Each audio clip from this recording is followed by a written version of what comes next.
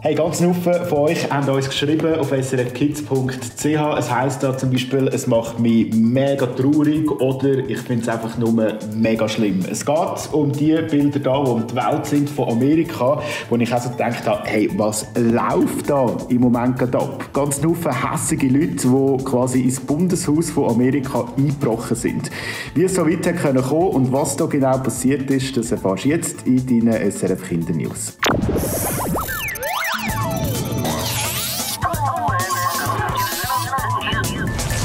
Hallo mit der SRF Kindernews. Und während die Wahlen in den USA schon längstens vorbei sind, kommt das Land einfach nicht zur Ruhe. Ein Grund dafür ist unter anderem der Mann, der im Moment noch Präsident ist.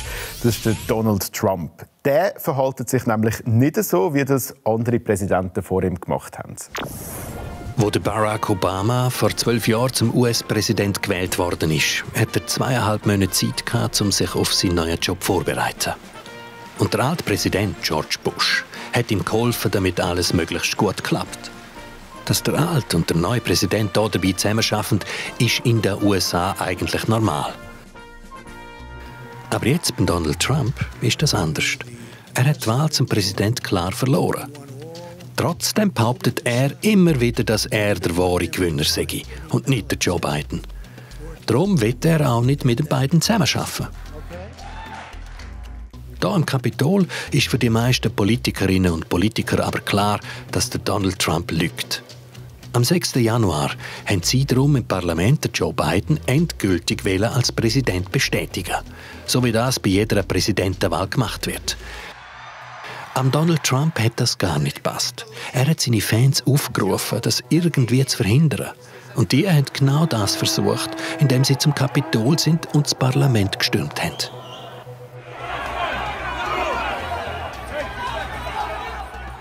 Dass man mit Gewalt versucht, das Resultat von einer fairen Wahl zu ändern, das hat es in den USA noch nie gegeben. 5 Leute sind bei diesem Angriff gestorben und am Wahlresultat hat sich nichts geändert. Am 20. Januar fängt Joe Biden seinen neuen Job als Präsident der USA an. Der Donald Trump hat keine Lust, bei dieser Feier von Biden dabei zu sein.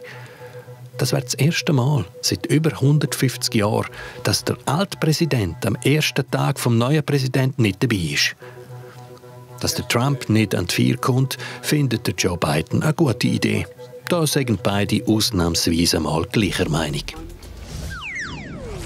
Seine politischen Gegner die wollen jetzt sogar, dass der Donald Trump als Präsident entlassen wird oder mindestens in 4 Jahren nicht mehr bei der Wahl mitmachen kann und nochmal Präsident könnte werden. Der Dimitrios ist schuld, dass es diese Woche so viel geschneit hat in der Schweiz. Und jetzt fragst du dich vielleicht, wer ist der Dimitrios? Das ist die Wetterlage, die den ganzen Schnee in die Schweiz gebracht hat. Weil all die Wetterlagen die haben ja eben verschiedene Namen.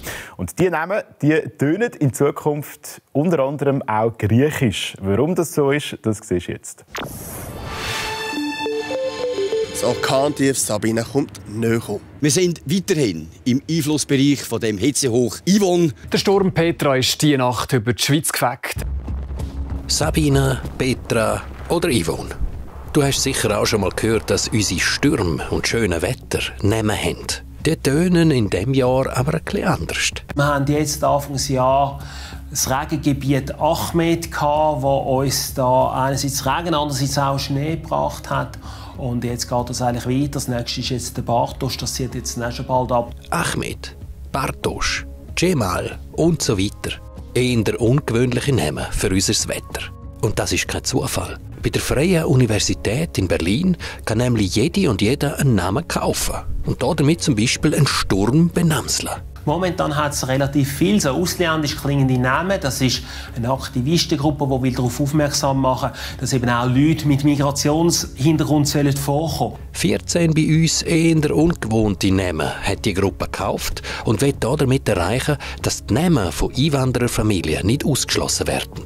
Bojena, dann Cana, Dragica, das sind halt jetzt eben die Namen mit einem exotischeren Hintergrund. Felix Blomer spielt es keine Rolle, was für Namen die Wetterlagen haben. Er ist froh, haben sie überhaupt Namen, egal von wo. Es geht einfach um so ein Tiefdruckgebiet besser zu fassen, weil es ist völlig unlustig, wenn ich irgendwo so einem Regen oder eben einem Tiefdruckgebiet A3 oder A4 oder A5 sage. Jetzt ist auch klar, dieses Jahr werden wir noch am Goran, am Yusuf oder der Afra begegnen. Boah, ist das schön gewesen, die Woche, wo es richtig runtergelassen hat, richtig viel Schnee gegeben hat. Ich meine, das gehört einfach dazu, oder? Es ist Januar, hallo, es ist Winter, aber wie entsteht eigentlich der ganze Schnee? Das erklären wir dir jetzt. Anna und ihre Freundinnen und Freunde freuen sich riesig, denn heute ist es soweit. Es schneit. Unzählige Schneeflocken fallen zu Boden. Damit eine Schneeflocke entstehen kann, braucht es eine sehr kalte Wolke. In dieser müssen eisige Temperaturen herrschen. Am besten bilden sich darin die Schneeflocken, wenn es in der Wolke zwischen -5 und -20 Grad kalt ist. In dieser Wolke schweben ganz winzige Wasserteilchen und Staubkörnchen herum. Diese Staubkörnchen helfen mit, damit überhaupt ein Eiskristall entstehen kann. Und das funktioniert so. Wenn es genug kalt ist, dann verbinden sich die Wasserteilchen mit den Staubkörnchen. Es sind dann immer 6 Wasserteilchen, die sich an einem Staubkörnchen festfrieren. So entsteht ein winziger, sechseckiger Eiskristall. Mit der Zeit werden die Eiskristalle größer, denn nach und nach frieren immer mehr Wasserteilchen an den 6 Ecken des Kristalls fest und so wächst dieser immer mehr. Weil die Temperatur und die Anzahl der Wasserteilchen in der Wolke nicht überall gleich sind, wachsen die Eiskristalle in ganz unterschiedlichen Formen heran. Wenn die Eiskristalle gewachsen und schwer genug sind, fallen sie zu uns auf die Erde. Sie wachsen auf diesem Weg weiter und verhaken oder verkleben sich ineinander. So entstehen die Schneeflocken, die Anna und ihre Freundinnen und Freunde sehen.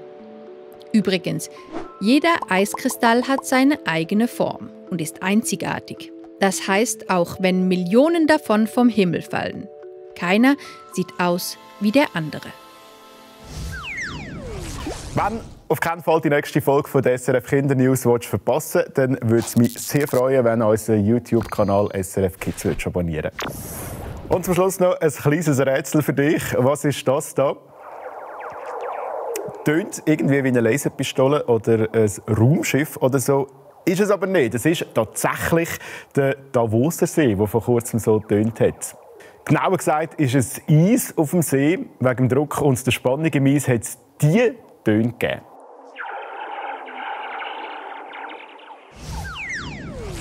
Die nächsten Kindernews gibt es genau in einer Woche. Schönes Wochenende.